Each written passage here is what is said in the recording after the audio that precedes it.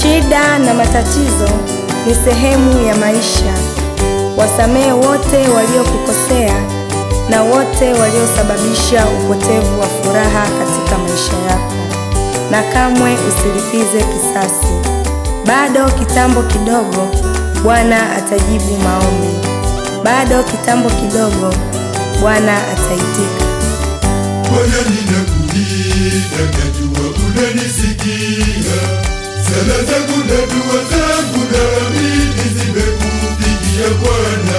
Itika ewe Bwana, itika ewe Bwana, itika ewe Bwana, itika Bwana.